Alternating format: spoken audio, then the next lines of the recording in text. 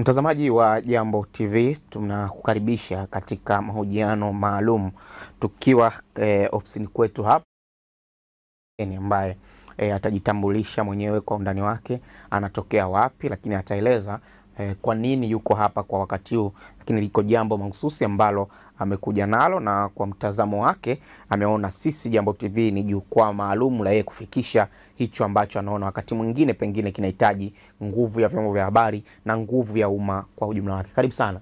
Asante. Unaitwa nani na pengine unatokea wapi? Mimi naitwa Faraji Msagati. Natokea Mbezi. Mbezi hapa Dar es Salaam. Na ni mkazi wa hapa? Mimi ni mkazi wa hapa Dar es Salaam. Mtazamaji anatamani kufahamu ujio wako hapa una nini hasa? Mimi nimekuja kwa ajili ya jambo moja tu ambalo lilitokea mnamo tarehe 7 maeneo ya Royal Village mwezi wa 3 mwezi wa 3 2025 ya Royal Village Magomeni, ambao kuna tukio la ukamataji wa ndugu Swaibu Juma Mwanyoka ambaye alikuwepo hapa jijini Dar es Salaam kwa shughuli zake binafsi akiwa na marafiki zake, akiwa kwenye harakati zao.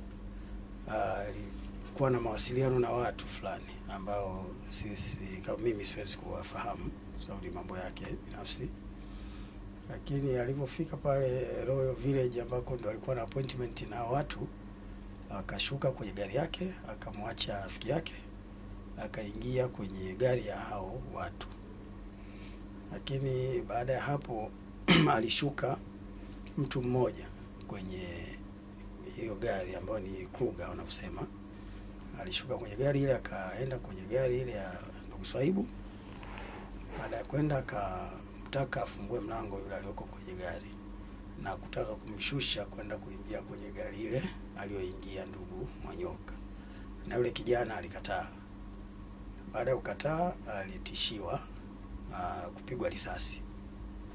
Baada ya kutishiwa, kwa rehema za Mwenyezi Mungu alijaribu kupambana, akakimbia. Alivyokimbia yule rafiki mtu sasa, yule rafiki yake sasa kimbia kaenda kupanda sokoni kabisa kule soko la Magomeni ile. Baada ya muda akapokea simu kutoka kwa ndugu Mwanyoka kwamba nisubiri hapo hapo nakuja, kuna jambo hapa tunamaliza na nakuja. Wapi? Akamwambia polisi hapa Magomeni. Baada ya hapo ikabidi akampigia simu rafiki yake mwingine akaja kuja pale, wakaenda Magomeni. Baada ya kufika kituo cha polisi Magomeni pale, wakasema hawana taarifa za kuja kwa mtu huyo au kuletwa kwa mtu huyo pale. Kwa ikabidi sasa taarifa iende kwa familia nzima. Sasa tukakutana jioni, tukajadiliana. Siku ya pili tukarudi Magomeni. Huyo mtu kwa kawaida ni mkazi wa wapi? Huyo ambaye ni rafiki yake. Huyo ambaye tunamzungumzia sasa. Yeye ni mkazi wa Tanga kwa sababu shughuli zake zote za kisiasa ni Tanga. Ni mwanasiasa. Ni mwanasiasa. Kwa hiyo Dar es Salaam huwa anakujaga kwa sababu wa chama gani? Ni Chama cha Mapinduzi, CCM. Na ana nafasi gani ndani ya CCM? Ni mjumbe wa kamati ya siasa mkoa wa Tanga. Kwa makazi yake yote yako Tanga. Na hapa alikuja tu mara moja. Korogwe. Dar es Salaam alikuja tu mara moja. Huwa anakujaga mara moja, wiki moja, wiki mbili anaondoka. Hii safari hii sasa wewe ulifahamu ama ndugu wengine mlifahamu uwepo wake au ndo kwanza alikuwa amefika? Siku ya Alhamisi jioni nipigia simu akaniambia, brother, niko mjini, nimekuja toka juzi. Unafuturu wapi? Nikamwambia mimi naelekea mjini. Ananiambia basi kwa hiyo hatuwezi kuonana saa hizi. Nikamwambia hapana. Wewe kwa? Ananiambia mimi niko Kijitonyama, nataka kwenda kufuturu Shishi Food. Nikamwambia basi tutawasiliana baada ya kumaliza kufuturu. Kwa ndio mawasiliano yangu mimi na yeye. Okay. Kwa hiyo hamkuonana alipofika safari. Siweza kuonana naye. Okay. Na yule rafiki yake ambaye unamzungumza naye ni mtu wa Tanga? Yeye ni anaishi hapa. Anaishi hapa. Kwa alipofika yeye wanawasiliana. Yeye mara nyingi akifika wanakuwa pamoja nini. Okay, unaweza kuendelea. Kwa hiyo tukaripoti polisi na ilikuwa ni Jumamosi sasa. Tukaripoti pale, taratibu zikaendelea. Siku ya Jumapili mimi nikafika pale polisi, nikaonana na askari yule ambaye ndio alikuwa na dina hilo file, akaniambia limeshaenda ngazi zote za juu kutokana na tukio lenyewe.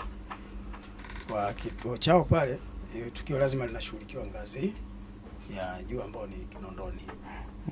Baada ya hapo ilibidi sasa Jumatatu tuanze kufuatilia ngazi hizo ambazo tumeweza kuelekezwa. Kwa tukafika Kinondoni. Bahati mbaya siku ile sikuonana na RPC wala RCO, walikuwa wako nje ya ofisi. Nikapewa mawasiliano nikafanya, lakini ilikuwa simu hazikupokelewa. Siku ya pili ile Jumanne nikawasiliana na mwenyekiti wa mkoa wa Tanga ndugu Rajabu asubuhi, mwenyekiti wa CCM mkoa. Akaniambia kwa sababu jambo lenyewe lilivyotokea tu alimfahamisha kamanda wa polisi kanda maalum ya Dar es Salaam. Kwa hiyo niende ofisi ni kwake nikamuone ili naye aweza kuwa na taarifa zaidi kuhusu jambo hili, na kwa sababu Kinondoni wao wako chini ya kanda maalum niende moja kwa moja. Kwa hiyo mimi nilienda ofisi ya kanda maalum Dar es Salaam. Nilipofika nilipewa ushirikiano tu mzuri, japokuwa kamanda alikuwa hayupo, lakini nikakutana na wasaidizi wake. Na wasaidizi wake tusikiliza pale, nilikuwa na yule kijana sasa ambaye yeye ndio rafiki yake alikuwa kwenye hilo tukio. Basi ikabidi nikaenda naye tukazungumza pale. Baada ya kuzungumza na maafisa wale, wakatupeleka kwa kamishna mmoja ambaye tulionana naye na pale kanda maalum. Akatupa ushirikiano tu mzuri, akafanya mawasiliano na Oysterbay. Baada ya hapo akatuelekeza kwamba sasa turudi Oysterbay, sababu tayari hilo jambo liko pale na wao ndio wanaoshughulika na masuala hayo. Baada ya pale tukarudi tukaonana na RPC wa Kinondoni. Tulivyoonana na RPC Kamanda Mtatiro. Tunaonana naye pale na Mtatiro Kitinkwe. Yeye akatupokea, tukazungumza naye. Kabla ya mimi kwenda pale alikuwa ameenda ndugu zangu. Akawaambia nahitaji kumuona mtu ambaye alikuwa na mtu aliyepotea. Na yeye nilikuwa naye kule Central. Kwa hiyo tuliotoka Central tukaenda wote pamoja pale. Tulipofika akamwona, akajitambulisha. Alivyomaliza kujitambulisha akamwambia okay, sawa, nimepokea hiyo taarifa na inaendelea kufanywa kazi. Kwa hiyo mrudi kesho yake ambayo ni jana. Tukawa kuna watu tumepewa askari pale kwa ajili ya kuendelea kufuatilia kwenye taratibu zingine. Kwa hiyo jana tukaenda asubuhi. Tulipofika pale tukakuta mtu ambaye tulitakiwa kumuona ametoka. Kwa hiyo tukawa tunamsubiri pale, tuonana naye kuanzia saa 8 kuendelea. Imefika mida saa 8 hivi kama sikusei. Mdogo wangu anapokea simu kutoka kwa mwandishi mmoja ambaye juzi aliposti kupotea kwa kijana. Akasema kuna taarifa ya jeshi la polisi mkoa wa Tanga ambayo imetoka muda sio mrefu kwamba wanamshikilia nani? Wanamshikilia ndugu Swaibu Manyoka. Na taarifa haikueleza zaidi, imeishia hapo. Kwa hiyo ikabidi jana hiyo jioni mzee babangu mzazi ambaye yuko pale Tanga mjini akaenda ofisi ya RPC, lakini alikuta kashatoka. Ikabidi akarudi leo asubuhi. Akaonana naye, akamwambia ni kweli wanamshikilia, lakini bado yuko Dar es Salaam.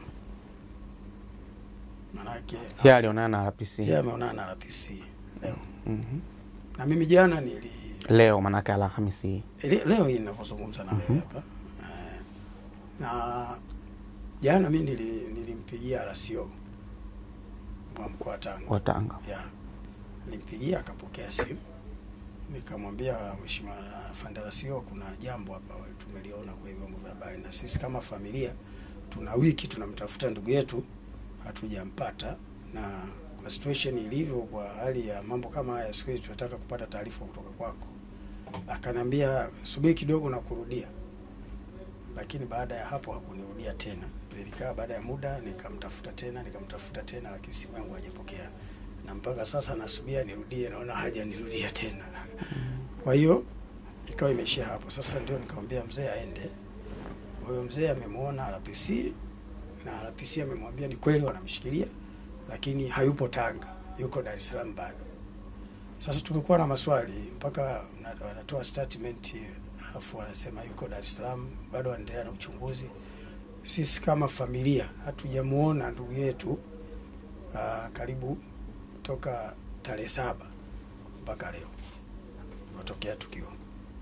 Kwa hiyo kwanza situation nzima jinsi ilivyotumika kuweza kumkamata, mimi naamini jeshi ya polisi ni watu ambao makini kwenye utendaji kazi wao, lakini kwa tukio hili sisi kama familia na ndugu na jamaa zake tunaona haikutumika utaratibu ambao ulistahili kumkamata, kwa sababu bado alikuwa na mtu kama alikuwa na mtu ambaye alikuwa naye. Kwa hiyo wangeweza kumwambia tu kwamba bwana, sisi ni askari, tunamchukua huyu tunampeleka mahala fulani, na wewe ieleze familia kwamba kuna 1 2 3. Nafikiri ilikuwa ni vizuri, kwa sababu mtuhumiwa anapokamatwa bado ana haki zake za kuweza kuwasiliana na familia yake na ndugu jamaa na marafiki. Lakini sasa mpaka sasa yule bwana sisi hatujui hali yake, kwamba labda wale walivyomkamata walimpiga au walivyomkamata walifanyaje. Kwa hiyo hatujui yuko salama, hatujui ana hali gani, na bado wameendelea kusema kwamba tunaye, lakini hawajasema yuko wapi. Kwa hiyo sisi tunataka haki zake za msingi kwa mujibu wa sheria ziweze kufuatwa. Maana yake kwa sasa iliyofikia washamshikilia kiasi ambacho masaa ya kisheria yameshapita. Kwa hiyo kama muda ule wa kisheria umeshakuwa umepita, iliyobaki sasa ni wampeleke mahakamani ama wamwachie. Kwa hiyo sisi tumekuja kwenu nyinyi waandishi wa habari, tuna imani kabisa kwamba mkiendelea kupaza sauti, mkitusaidia kupaza sauti, kwa sababu sisi hatuna sauti kubwa kama mlivyo nyinyi. Kwa hiyo mkitusaidia kulifikisha kwao wakubwa hao na pamoja na jamii nzima, na imani watafanya kile ambacho sheria inataka wafanye. Na sisi kama familia tunataka kujua ndugu yetu yuko wapi, yuko kituo gani. Tukaonane naye, tuzungumze naye, na wanasheria, yeye ni kiongozi mkubwa, mjumbe wa kamati ya siasa mkoa wa Tanga, ni kiongozi mkubwa.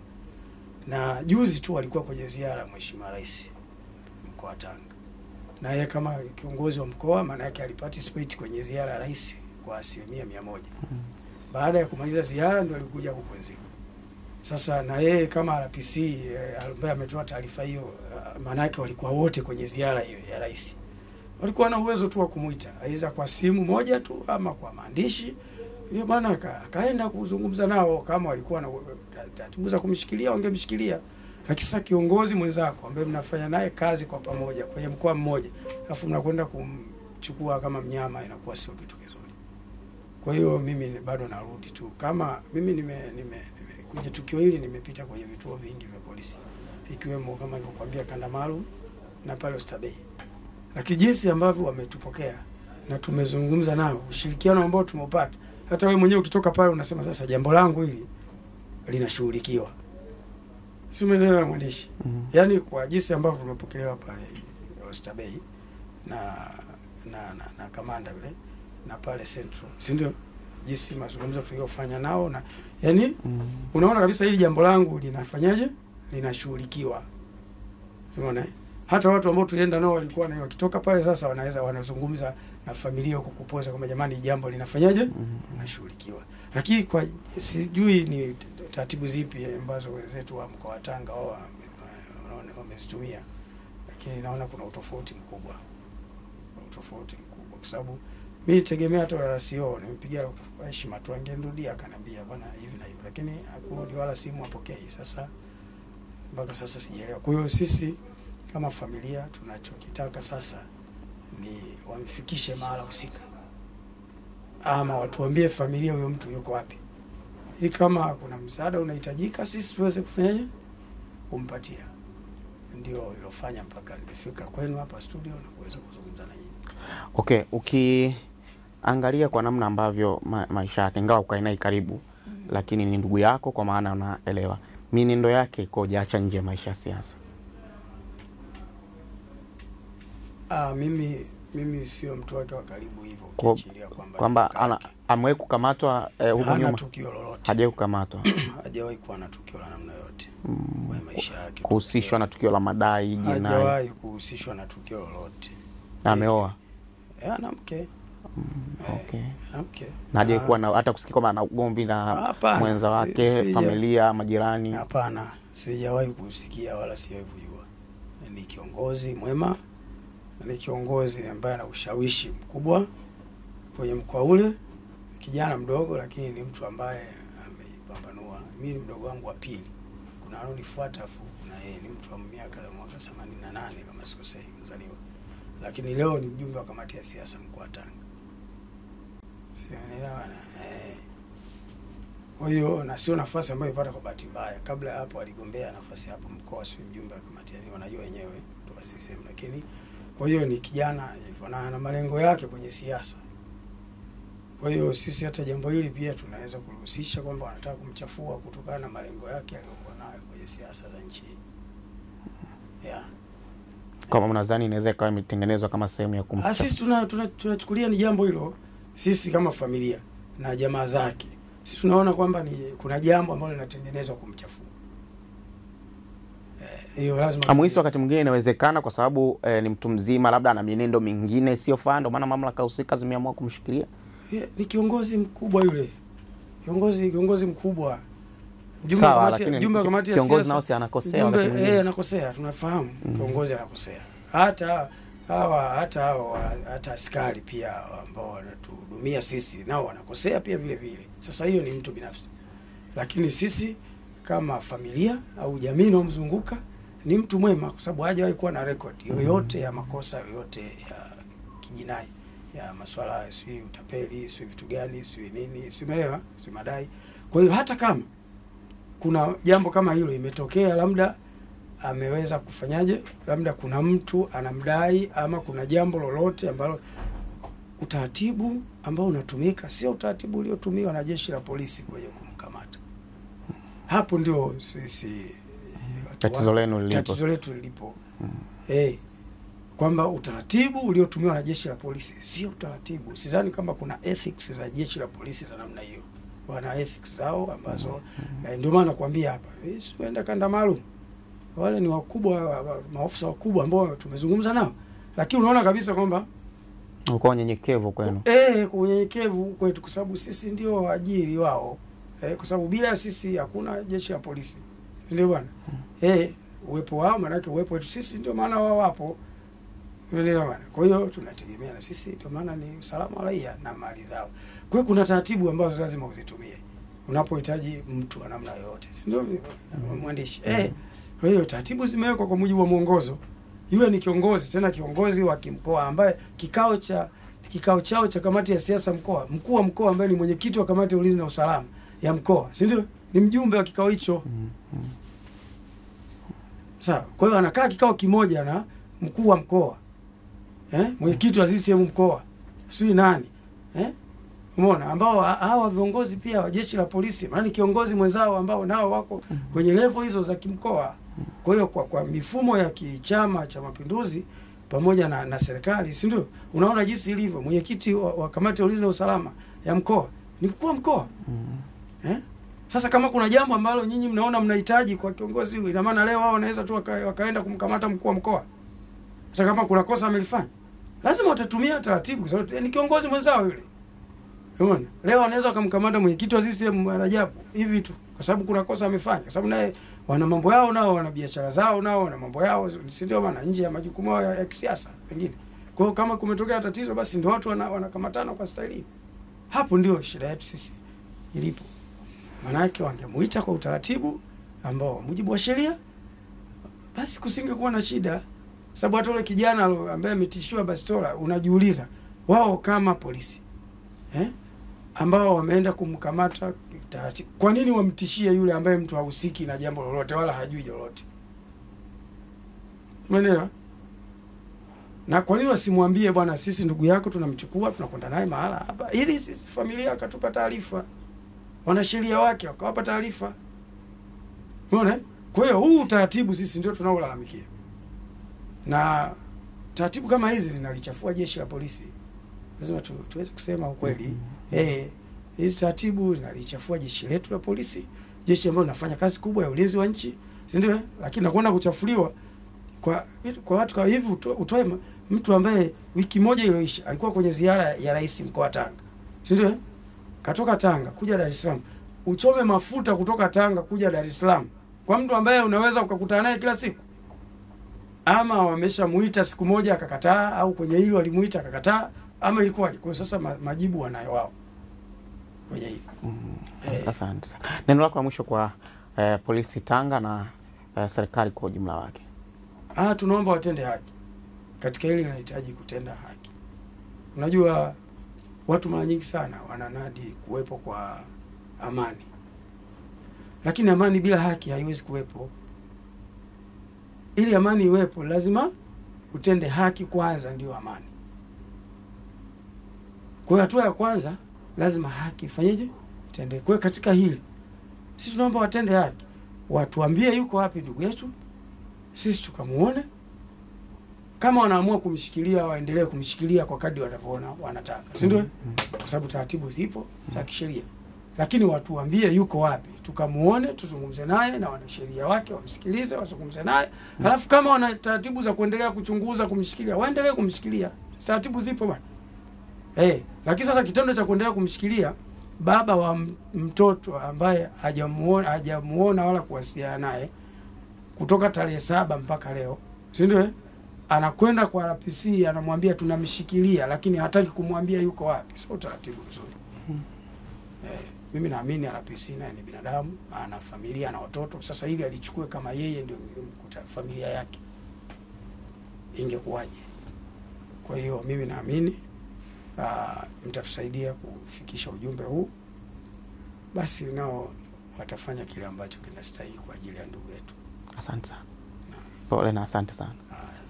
Mtazamaji wa Jambo TV, kama ambavyo umemsikia mgeni wetu akieleza kile ambacho amekizungumza, na scenario mzima huko kubwa ambalo linaonekana kulalamikiwa ni utaratibu wa ukamataji, ukionekana ya kwamba kutokuwa rafiki kwa ndugu yake.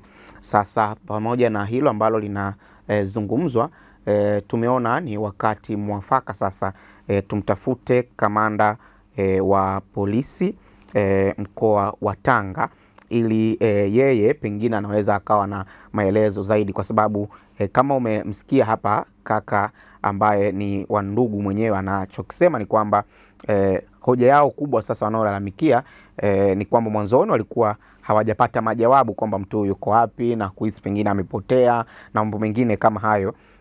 Lakini baada ya taarifa ya jeshi la polisi kuhusiana na ndugu yao ya Swahibu Juma Mwanyoka, sasa ni rasmi, maana yake jeshi la polisi Tanga linaonekana huyu mtu liko nao. Lakini madai yao makubwa jeshi la polisi Tanga ni kwamba mtu huyo bado yuko jijini Dar es Salaam, lakini utaratibu ukoje, anashikiliwa kwa madai gani, hilo ni jambo ambalo bado linabaki kuwa maswali. Sasa tumtafute kamanda wa polisi mkoa wa Tanga ili tuweze kupata majawabu ya hiko ambacho kinazungumzwa au malalamiko haya ambayo yanatolewa. Nakumbuka hivi karibuni jeshi la polisi Tanga pia lilitoa taarifa, na hii ni taarifa ambayo ilitolewa tarehe 12 mwezi wa 3 2025, kwa maana siku ya jana, na hii ni taarifa kwa umma ambayo ilisema jeshi la polisi mkoa wa Tanga linathibitisha kukamatwa kwa Swahibu Juma Mwanyoka kwa tuhuma zilizoripotiwa polisi, na uchunguzi unaendelea ili hatua stahiki zichukuliwe kwa mujibu wa sheria. Na hiyo ndio taarifa iliishia hapo, na ilitolewa na kamanda wa polisi. Haikufanua kwa kina kwamba imemkamatia wapi na kwa tuhuma zipi, na bado yote haya ya kueleza kwa kina. Tumtafute kamanda wa polisi Tanga ili yeye anaweza kuwa na majibu ya kina kuhusiana na hiki ambacho kinazungumzwa kwa sasa. Sasa tafadhali mwachie ujumbe wa sauti.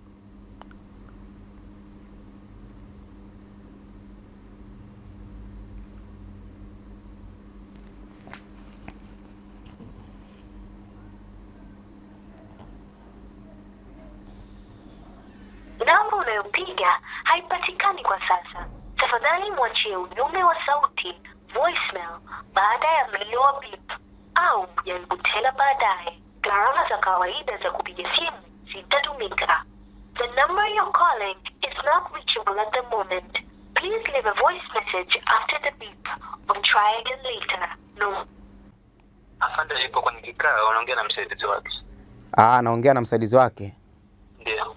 Okay, mpaka muda gani naweza nikampata? Kama dakika 10. Ndani kama dakika 10. Ndio. Haya basi sawa. Asante. Hello. Halo, habari yako bwana? Salama. Habari yako sana kiongozi. Bado afande kwa kikao. Bado yuko kwenye kikao? Ndio, naomba nikusikilize. Okay, mimi ni Raidhani, ni mwandishi wa habari wa Jambo TV. Ndio.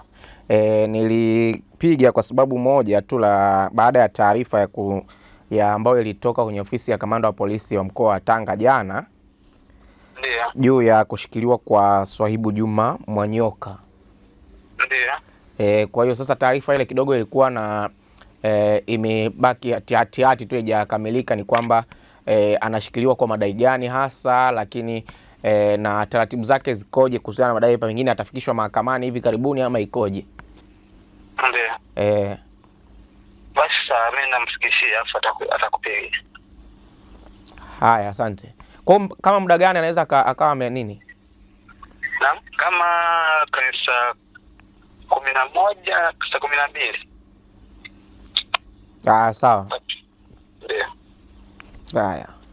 Baada ya kupokea malalamiko hayo, tumefanya jitihada kadha wa kadha, na jitihada ya kwanza ambayo ni mahususi ya kipekee kabisa ni kuwasiliana na ofisi ya kamanda wa polisi mkoa wa Tanga ili kufahamu kwa nini wanamshikilia ndugu yetu huyu, lakini wanamshikilia kwa sababu zipi. Utakumbuka ya kwamba kama nilivyosoma taarifa yao hapo awali ni kwamba wamesema wanamshikilia kwa makosa ambayo yameripotiwa kwenye jeshi la polisi. Ni makosa gani bado hayajawekwa wazi. Kwa hiyo ni shauku yetu ilikuwa ni kumpata kamanda wa polisi mkoa wa Tanga, lakini awali namba yake ya kwanza ambayo tuliipata tulipomtafuta hewani simu yake haikupatikana, na baadaye tukafanya mkakati wa kupata namba yake ya pili ya simu ambayo kimsingi ni namba yake ya ofisi. Ile ya kwanza ambayo alikuwa patikani ni namba yake binafsi ya simu, lakini namba yake ya pili ya ofisi imeita mara kadhaa bila kupokelewa, na baadaye ikaja ikapokelewa na msaidizi wake, mtu aliyejitambulisha kuwa ni msaidizi wake, na akatueleza ya kwamba mhusika yuko kwenye kikao. Kwa hiyo tupige baada ya dakika takriban 15 hadi 30, na tulifanya hivyo. Tukamtafuta tena, majibu yakawa vivyo hivyo kwamba bado hajaondoka kwenye kikao na tumtafute pengine majira ya saa 2 usiku ama saa 1 usiku. Na baada ya hapo, tangu wakati huo ni takriban siku 3 ambazo simu yetu imekuwa ikipigwa na inaita, lakini bila kupokelewa kwa aina yoyote.